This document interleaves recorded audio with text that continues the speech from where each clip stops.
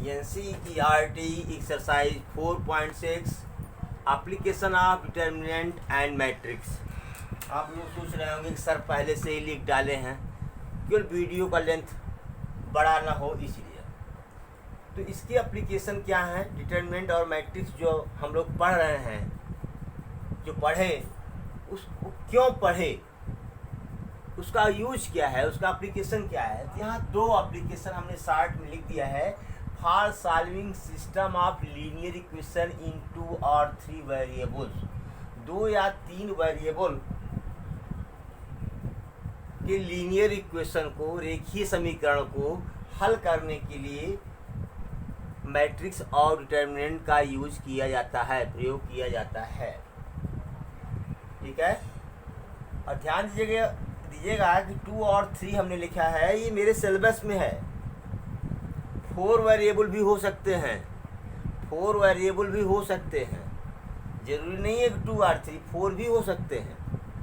ये कंप्यूटर में प्रोग्रामिंग करके ना, इसका कंप्यूटर में प्रोग्रामिंग करते हैं, प्रोग्रामिंग करके सबके जैसे 4 वेरिएबल्स हैं तो उसका तुरंत खट से मान बता देता है कंप्यूटर।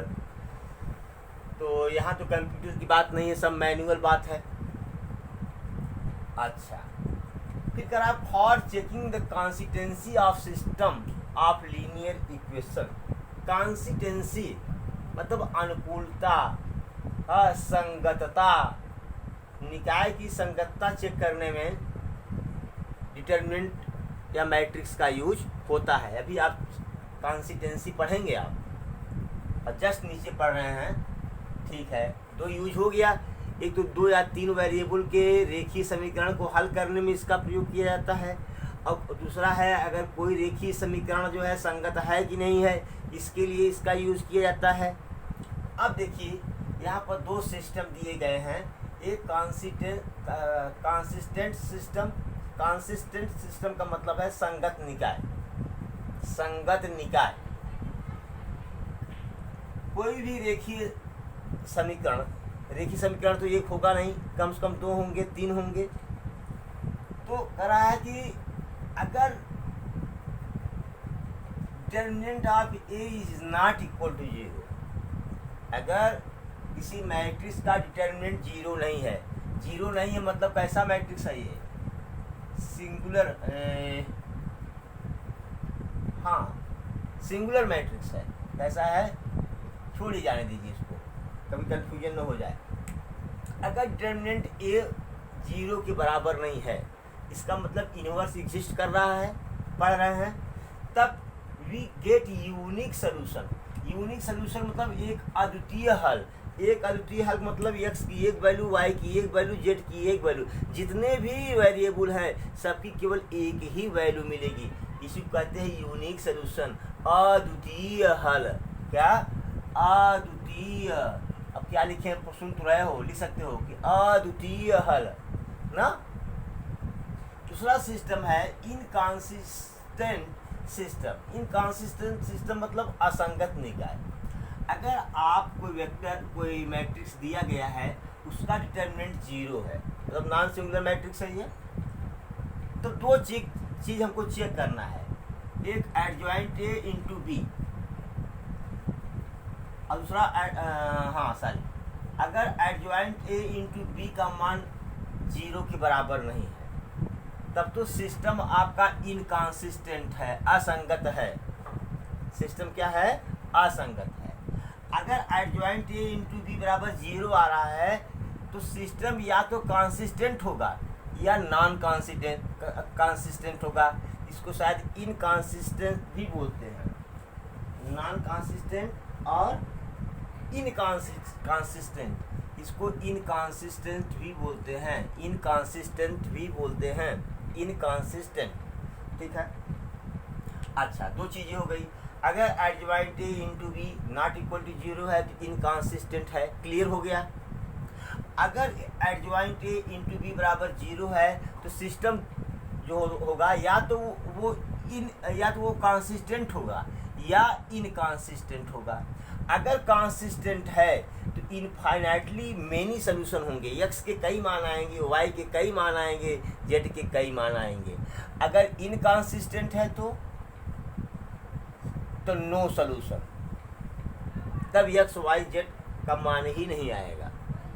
इसको फिर से कायदे से उतार लीजिए, कायदे से नोट कर लीजिए। आगे एग्जाम्पल देते हैं हम। पहले तो एक सॉल्यूशन सॉल्व करेंगे, फिर चेक करेंगे कंसिस्टेंट है कि इनकंसिस्टेंट है, ठीक है। ये दोनों काम हम करेंगे इंट्रो पार्ट में। इसके बाद तब फिर सॉल्यूशन शुरू करेंगे 4.6 का। चलिए अब हम चल रहे हैं solution of linear equation. Solution of linear equation, तो हम मानते हैं consider the system of linear equations. Linear equations क्या है? ये इक्वेशन नंबर 1 है, a1x plus b1y plus c1z बराबर d2, a2x plus b2y plus c2z बराबर d2, a3x plus b3y plus c3z बराबर d3।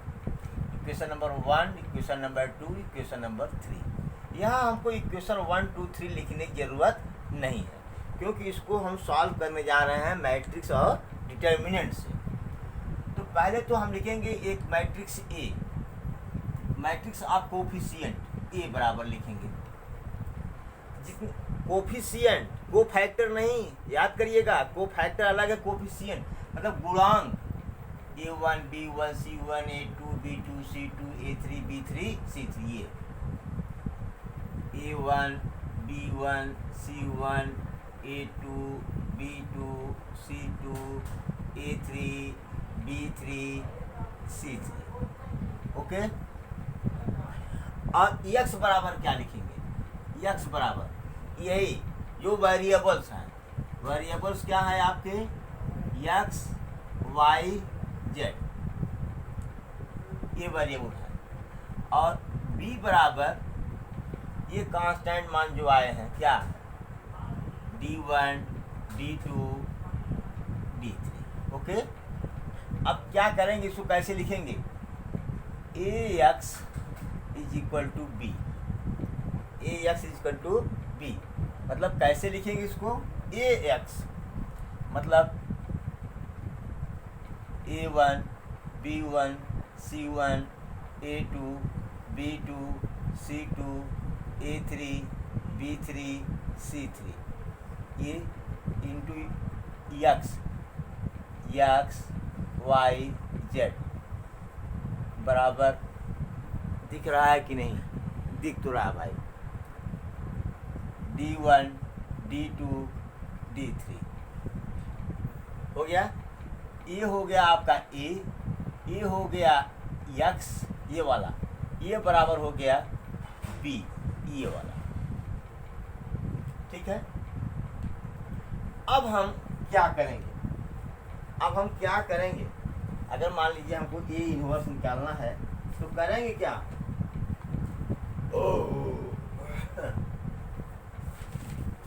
तो हम प्री मल्टीप्लाई करेंगे, pre multiplied by A inverse. Pre मतलब पहले, pre multiplying by A inverse, ध्यान दीजिएगा। तो ए इनवर्स ए एक्स बराबर ए इनवर्स बी, मतलब I X is equal to A inverse B, I X equal to A inverse B, ये आ गया। अब इसी से हम ए इनवर्स का मान निकाल लेंगे। कहेंगे साहब आप प्री मल्टीप्लाई, पोस्ट मल्टीप्लाई क्यों नहीं किए? अच्छा, हम पोस्ट मल्टीप्लाई करते हैं बेटा। ए एक्स ए इनवर्स, ध्यान दो, बराबर बी ए इनवर्स। क्या एक्स ए इनवर्स बराबर आई आएगा? ज़रूरी है? नहीं ज़रूरी है, इसलिए इसको हम नहीं करते। क्या करते हैं? Pre multiplying by A inverse करते हैं, ये नहीं करते। पोस्ट मल्टीप्लाइंग नहीं करते, प्री करते हैं पहले। तो ये वाला यहाँ तक जाएंगे, इसके बाद ए इनवर्स का मान निकाल लेंगे हम, ठीक है। या ऐसा करने पर एक्स वाई जेड के भी मान हमको क्या होते हैं? मिल जाते हैं। जैसे एक्स बराबर ए इनवर्स बी कर देंगे, तो फिर इसका जो मान आएगा वही एक्स के वैल्यू एक्स वाई जेड है, उसी से कंपेयर करके एक्स वाई जेड के मान हम रख देंगे। इतना तो हमको करना पड़ेगा। चलिए अब हम इसको नोट करिए, फिर हम जो एग्जाम्पल लेंगे एक्सरसाइज 4.6 से ही लेंगे हम। वैसे बुक में एक्सरसाइज 4.6 का पहला क्वेश्चन लिए हुए हैं, इसमें केवल हमको कंसिस्टेंसी चेक करना है ना। तो पहले तो हम कोफिशिएंट वेक्टर ए निकालेंगे। ए बराबर क्या हो जाएगा 1 2 2 3 ना, ये निकालेंगे। फिर इसी कंसिस्टेंसी चेक करने के लिए क्या करेंगे, डिटर्मिनेंट ए निकालेंगे। क्या हो गया ये 3 - 4 = -1 नॉट इक्वल टू 0। ठीक है, तो system is what, system is consistent. निकाय क्या है, संगत है। ओके, हमको यहीं तक हल करना था, लेकिन अब हम पूरा सलूशन निकालेंगे, एक्स और वाई दोनों की वैल्यू निकालेंगे। एक्सरसाइज में बस इतना ही करना है हमको। चलिए ये निकाल लिए। अब एक्स बराबर क्या हो गया, एक्स वाई, और बी बराबर क्या हो गया 2 3, हुआ कि नहीं। अब हम लिखेंगे क्या, A X is equal to B, A X is equal to B. ये क्या है भैया 1 2 2 3, फिर X Y is equal to what B 2 3। अब जो सिस्टम कह रहा है कि ए इनवर्स से मल्टीप्लाई करना, क्या करना, ए इनवर्स से मल्टीप्लाई करना। ठीक है, अब हमको ए इनवर्स निकालना पड़ेगा। क्या निकालना पड़ेगा, इसके पहले हमको, आपको पता है कि हमको pre multiply by A inverse करना है, pre multiply by A inverse करना है। तो अगर ऐसा करना है तो वो पहले ही निकाल लेना ज़्यादा उचित है। चलिए ए इनवर्स, इस तो -1 आ गया है, एडजॉइंट ए, एडजॉइंट ए निकालेंगे हम पहले। तो एडजॉइंट ए निकालेंगे बेटा कि तो बड़ा सरल तरीके बताए थे। ये चेंज कर दो प्लेस 3 1, और इसकी साइन चेंज कर दो बाबू, ये हो गया आपका। और ए इनवर्स बराबर क्या होगा, ए इनवर्स बराबर 1/डिटर्मिनेंट ए एडजॉइंट ए, 1/-1 एडजॉइंट ए, 3 -2 -2 1, ये -1 का मल्टीप्लाई हो जाएगा तो -3 2 2 -1, ये हमारा ए इनवर्स निकल गया। अब हम किस फॉर्म में लिखेंगे आप बताइए, कि A X is equal to what B, A X is equal to what B. अच्छा, तो अब हम अगर ए इनवर्स से प्री मल्टीप्लाई कर दें तो A inverse A X is equal to A inverse B, यानी X is equal to A inverse B. Okay, X की वैल्यू कितनी है, एक्स वाई है ना। ए इनवर्स कितना आया आपका -3 2 2 -1। बी कितना है भैया आपका, बी 2 3 2 3। अच्छा, ये बराबर क्या होगा, first row first column, column पे की है 3 दूनी 6 ऋण 6, फिर 2 तिहाई 6 धन 6 हो गया। फिर second row second column, sorry first row first column हो गया, कॉलम तो एक ही है। फिर सेकंड रो सेकंड कॉलम, इसका करते हैं 2 दूनी 4, फिर ऋण 3, ये बराबर कितना हो गया भैया 0 1। ये हो गया आपका एक्स वाई बराबर। तो x बराबर क्या हो गया बेटा, यहाँ x है यहाँ 0 है, तो x बराबर 0 और y बराबर y की जगह 1 है। भाई इक्वल मैट्रिक्स है ना, ये इक्वल मैट्रिक्स हो गया तो करस्पॉन्डिंग एलिमेंट इक्वल होंगे, y बराबर 1। ये इसका आंसर निकल गया। ओके, ये यूनिक आंसर है। ये हमको तो क्वेश्चन के अनुसार केवल यहीं तक हल करना था, लेकिन सलूशन दिखाना था हमको, इसलिए पूरा सॉल्व कर दिए। चलिए नोट करें प्लीज इसको। चलिए एक्सरसाइज 4.6 का तीसरा क्वेश्चन हमने एग्जाम्पल के रूप में लिया है। x + 3y = 5, 2x + 6y = 8। ये मतलब मैट्रिक्स ऑफ कोफिशिएंट 1 2 3 6। चलो भाई डिटर्मिनेंट ए निकालता हूँ। 6 - 6 = 0, 6 - 6 = 0। ठीक है। अब यहाँ पर हम ये नहीं कह सकते, अभी नहीं कह सकते क्या कि ये कंसिस्टेंट सिस्टम नहीं है, ये नहीं कह सकते अभी। अब तुमको चेक करना होगा। क्या चेक करना होगा, एडजॉइंट ए। तो पहले तो एडजॉइंट ए निकाल लेता हूँ। एडजॉइंट ए आपको बताया गया था कि अब प्लेस को इंटरचेंज कर दो, ये वाला यहाँ -2 यहाँ -3। देखो बेटा काम आ रहा है। अब बी क्या होगा बेटा, अच्छा यहीं पर लिख देता हूँ। x बराबर x y और b बराबर क्या हो जाएगा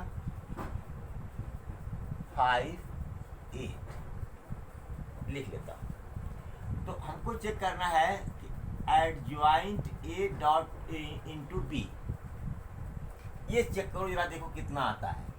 चलो 6 - 2 -3 1, इसके बाद 5 8। भाई 2/2 है, 2/1 है, बराबर है, कर सकते हैं मल्टीप्लाई।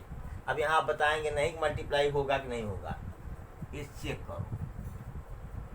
6 पंचे 30 -18 हो गया।